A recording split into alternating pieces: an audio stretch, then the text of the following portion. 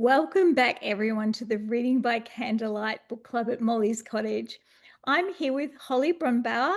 Did I say that right? Yes, you did. Yes.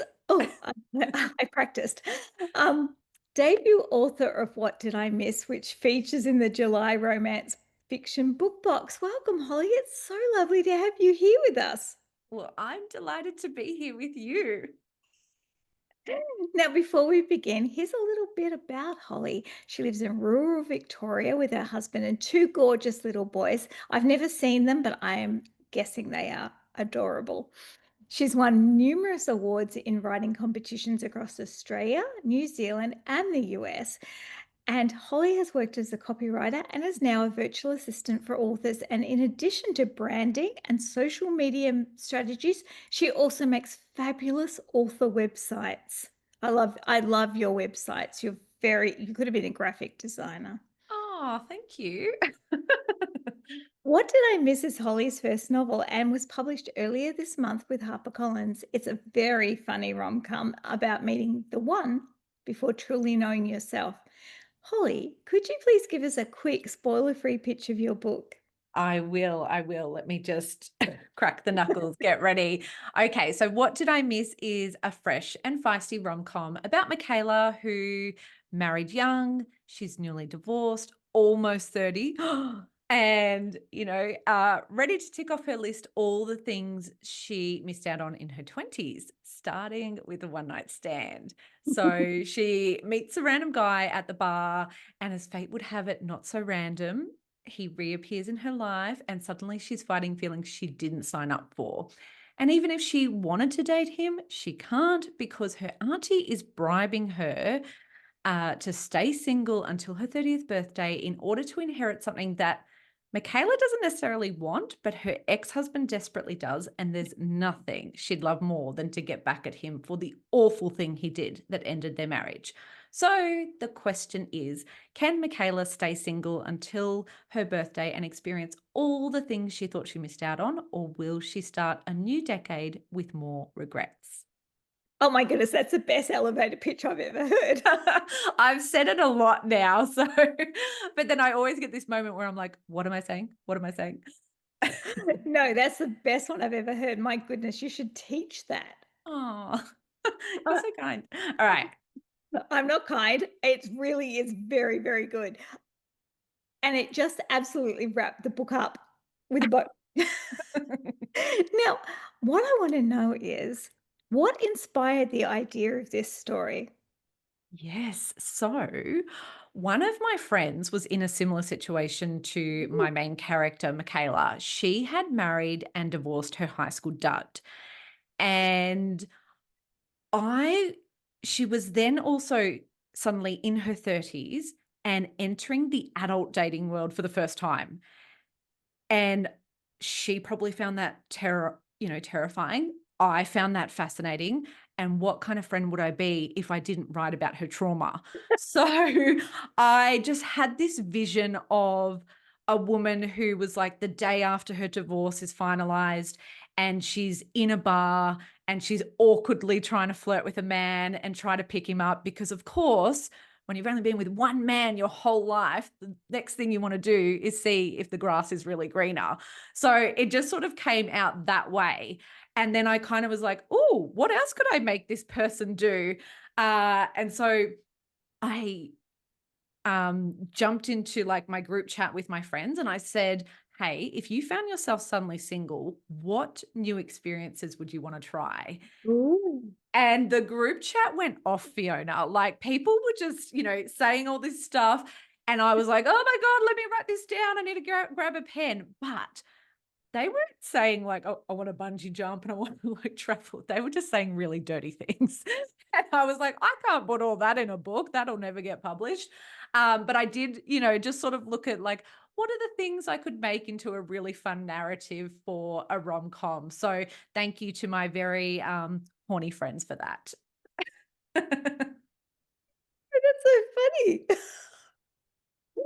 Now, your decision to write a book didn't take the usual path. I understand you just woke up one morning, as you do, and decided Mhm. you were going to write a book in a year, which, Yeah. famous last words, I would imagine. So how long did it actually take you to write it from first idea to final draft? Yes. So when I sat down to do this, I planned it out and I usually give myself like a month to plan. And that's my really fun creative time. So I need that month. But when I start writing, I'm a consistent writer. So the first draft was 3 months, the second draft was 3 months, and the third draft was a month. And then I Well, was ready to send it on to the agent. that is so fast. It sounds fast, but I really don't think I am a fast writer. Like I said, I'm consistent. I write, minimum 3 hours every day, Monday to Friday, not usually weekends. Oh, no, I'm impressed with that because you have a very interesting writing routine, don't you? You write between 4 a.m. and 7 a.m. when your children are in bed and before Yes. you start your work day as a busy parent with a day job. That's incredible. Well, it's the only way I can get it done. And I remember when I decided that I really wanted to go for it. Like you kind of something happens in your brain and you just make this switch. You're like, am I just, faffing around here or am I going to take myself serious? And I was like, no, I'm really going to go for it. So what do I need to do? Well, I need to make the time because it's not going to magically appear, especially when you have young children. And I was Yes. like, the only time they don't need me is between 4 a.m. and 7 a.m. So, I just get it done, have my cup of tea. And it's actually really nice. Like I love being by myself. So I love that quiet time. And also it means when my day started, no matter what goes wrong, because something always does, I've already ticked it off my list. And I do love me a list. So I love that, um, now that, our children are adults, the only thing yeah. that gets me out of bed at 4 a.m. is the fact that I have to go to the airport. But when they were little, I used to get up an hour earlier, not to write because I wasn't writing at the time, but it was just Yeah. my quiet time to just like gather my thoughts, write my list, make sure that Yeah. everything was going to work for the day. So I understand that. And I'm really admire the fact that you do it consistently. Yeah, well, I think once you do it, you just get into a routine anyway.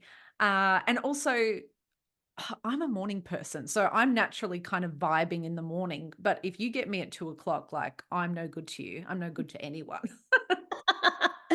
Now, did anything surprise you about the process of writing this novel, with your characters or the plot or just yourself as a writer? I think one of the surprising things about writing is that your story never leaves you alone.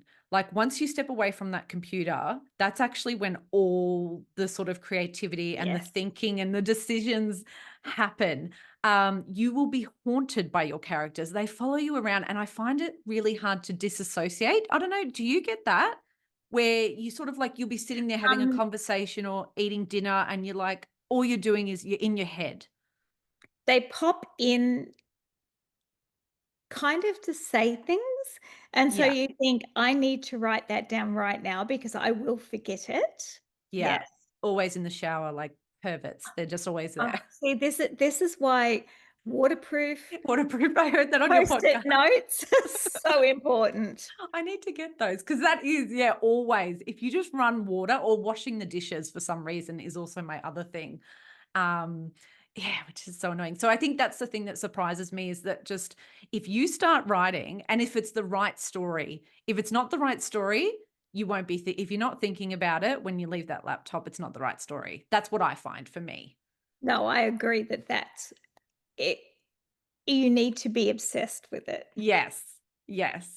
But it takes over your life, so be warned if you're not a writer and you're thinking of getting into it.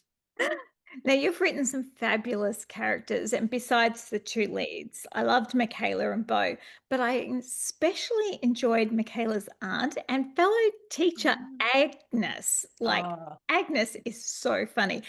Which one was your favorite character to write? Yeah, so Agnes is actually my favorite character to write as well. She is just delightfully diabolical. She's such a shit stirrer. And it's just fun to play with a character like that. And I think also because it's not a character that you would normally expect. Like she is, appears to be like a sweet little old lady, but, she's just so cunning and manipulative, and I just really loved that. Yes, I've worked in schools and Oh. I've met Agneses. Yeah, everyone who's worked in a school knows an Agnes. Who was the most challenging for you to write, do you think? It was Makayla, not her voice, because her voice came through really strong to me. It was I have a lot of trouble writing the vulnerable scenes because I love, like, for me, the part that I love about rom-coms is actually the comedy. So I love the lighter moments and those fun moments. So then when it gets to those heavier sort of moments, I get really emotional. Like, I cried as I wrote them. I cried as I edited them. I cried when I was even proofreading it, and I'd read it 1,000 times. So it was hard for me to just be in that moment. I think that's just more because I'm not really comfortable with, like, all the emotional stuff. So when I got to that, I found it really hard, but also because you love your characters, you hate putting them through hard stuff. Like, you just, you have this almost like motherly protective thing. And I was like, oh, I'm so sorry, Makayla, but you have to go through this, like, just part of it. So yeah, I found those parts really hard to do. So it's kind of like, you've got trauma, you've got trauma. Yeah, yeah. Everyone's got trauma. And I'm glad that you mentioned the fact that, your favorite bit is the comedy because that's what comes through the book. All the like I was like snort laughing. Um, Oh. it was so funny. Do you consider yourself to be a really funny person? No, no, not at all. Not at all. And even my husband, like, when I told him everyone thinks it's funny, he was like, "That's weird because I'm not a funny person." And when he was reading it, I was watching him because I hadn't really, like, had that real-time feedback, and I was just, watching him to see his reaction. He did not laugh once until the acknowledgments, and I was like, "Dude, come on, give me something." Really? Yeah. Oh my goodness. Okay, maybe it's only funny to women. Who knows? Yeah, maybe. Well, yeah.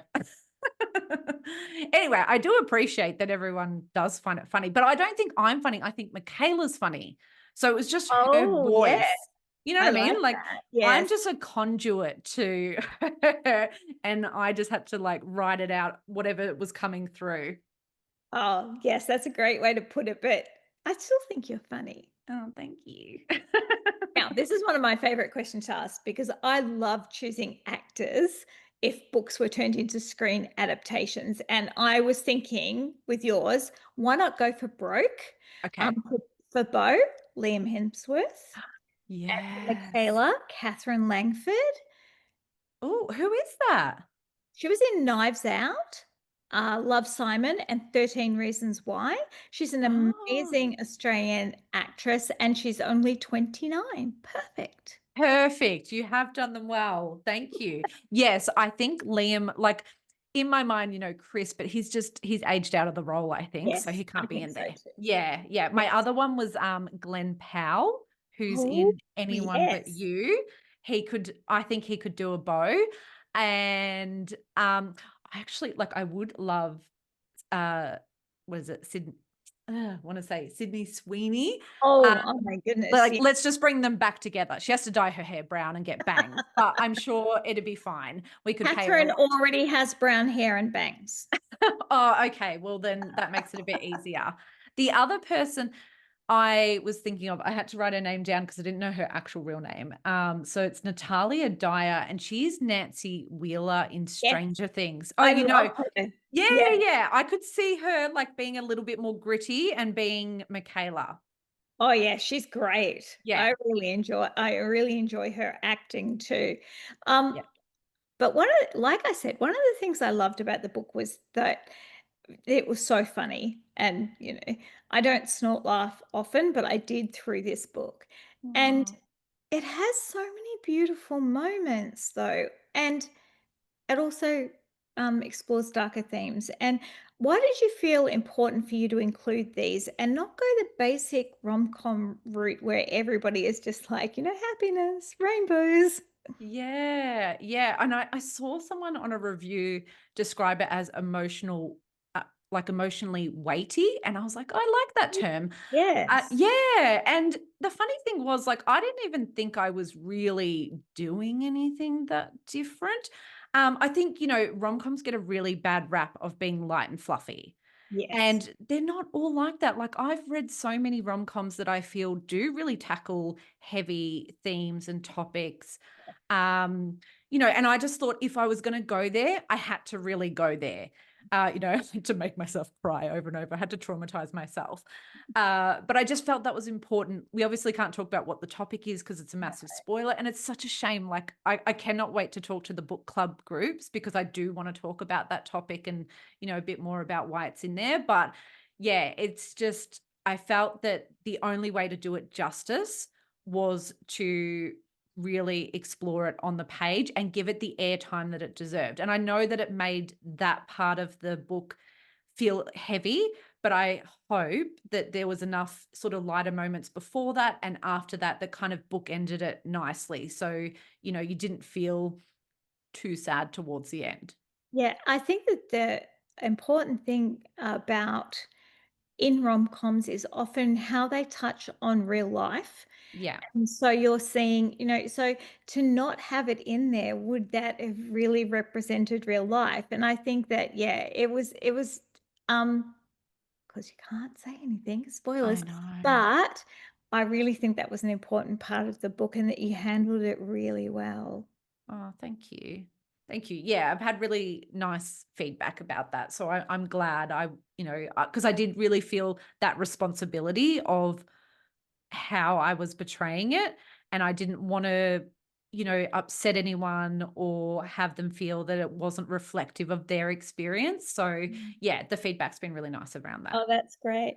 Now, I also love the Australianness of it all. Ah, So much of it felt familiar to me reading it, the iconic Australian references, the music, yeah. everything. And did any real life experiences or people inspire aspects of the story other than the lovely chat with your friends, with your horny friends? Yeah.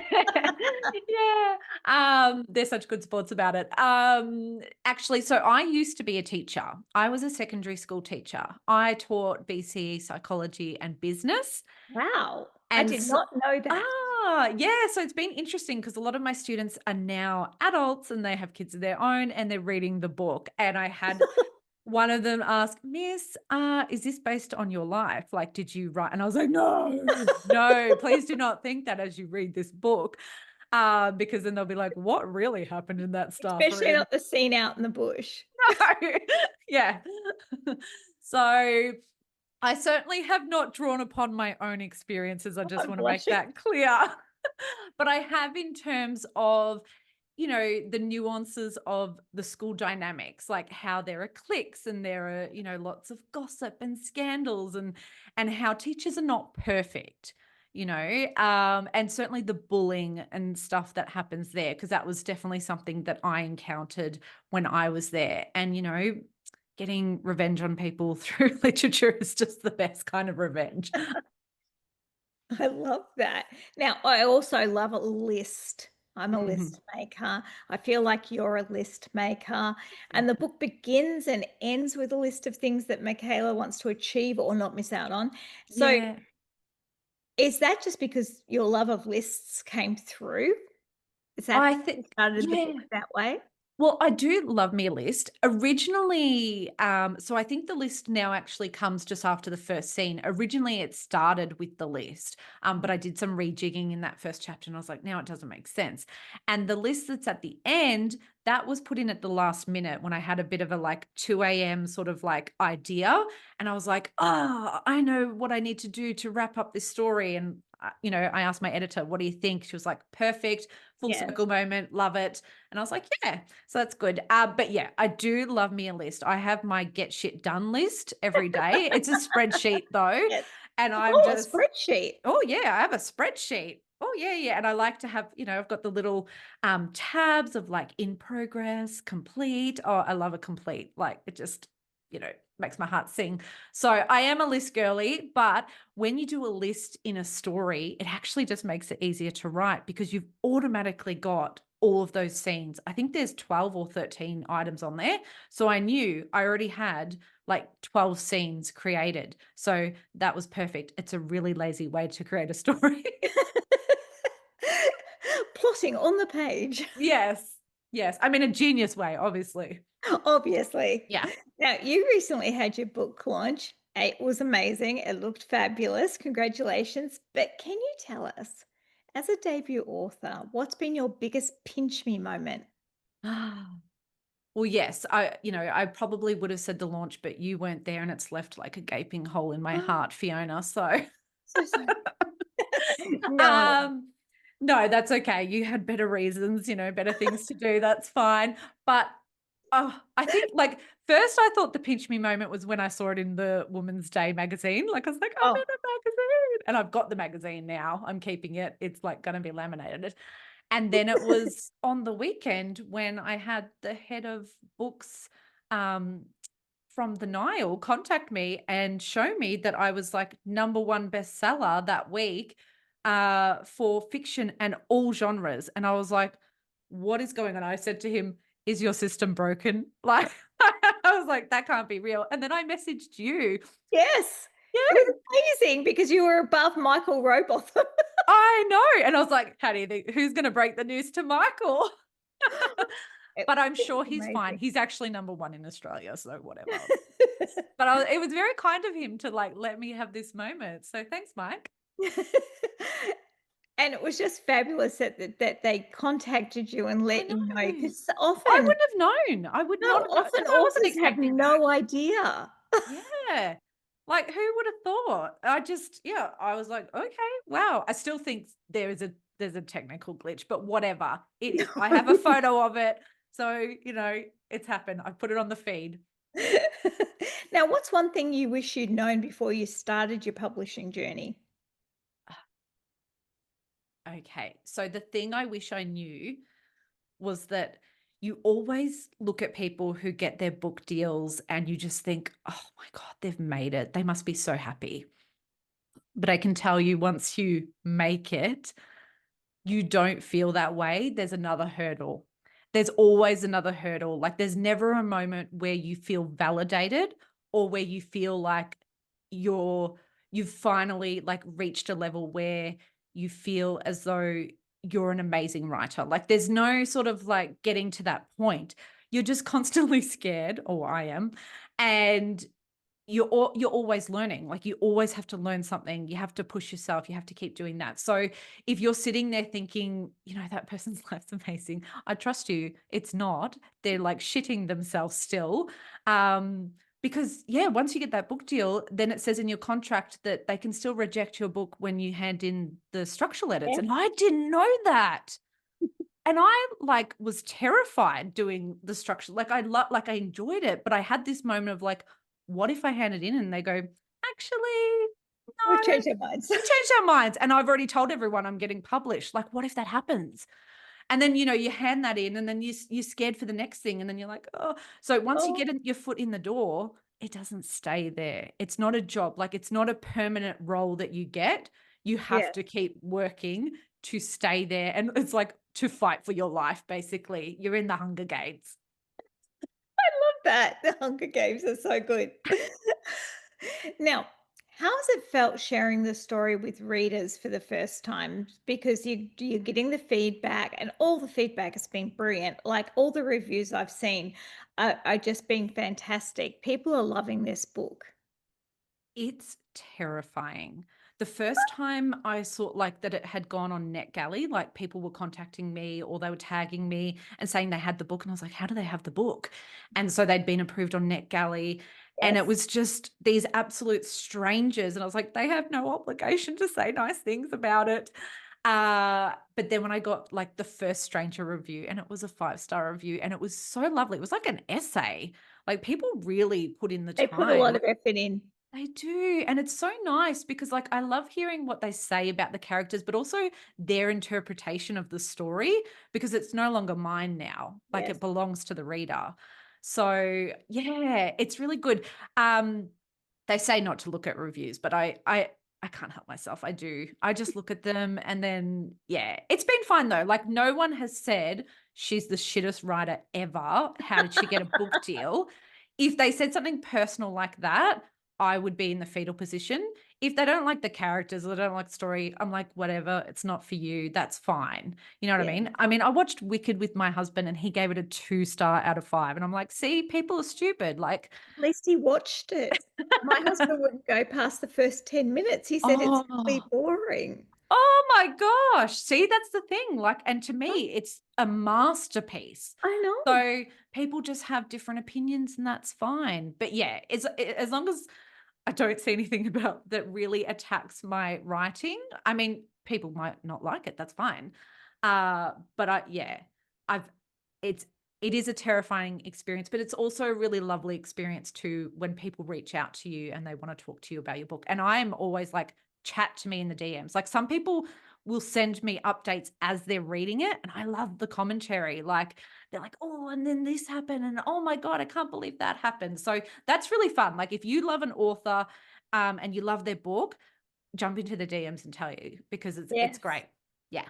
Yes, I think that every author would enjoy hearing that people love their book. Yeah.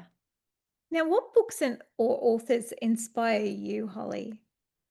Yes. So a voice that I really love because I'm really into voicey sort of books and writing is Kathy Lett. Oh, Uh, yes. I love yeah. it. If you open any of her books, like if you're not sure how to open a book, like how to open your chapter, just open one of her books and her voice just smacks you in the face. So that's someone who like I really respect and admire. And the other one that I found that was really voicey, it was a debut novel. It was called Loving Lizzie March by Susanna Hardy, who is an Australian author. And I just loved the voice from page one. And I was like, oh, I want to be able to write like that. So good. So yeah, that's one of my favorite rom-coms, actually. I tell Susanna all the time, I think she's going to block me soon. Uh, Sorry. But I just find the voice so strong, and that's probably the main ones that I turn to when I'm like, "Oh, I don't know what to do." I just flip open their books, and then I feel inspired. Now, can you tell us what you're working on next? Oh, look at you trying to get the inside scoop, Fiona. So I've finished a second book. Ooh, Um, already? My goodness. Well, see, Fiona, this is how Virgo I am. I heard that you get second book syndrome after you write your first book, and it's really Yeah. hard to write your second book. So before I sent my first book off to the agent, I wrote a second book. Ooh, clever. Yes, because I was like, I don't want to get second book syndrome. That sounds painful. And then, so while I was editing What Did I Miss? I was also editing that second book. Yeah. Clever. So it's very different to Makayla, character very different.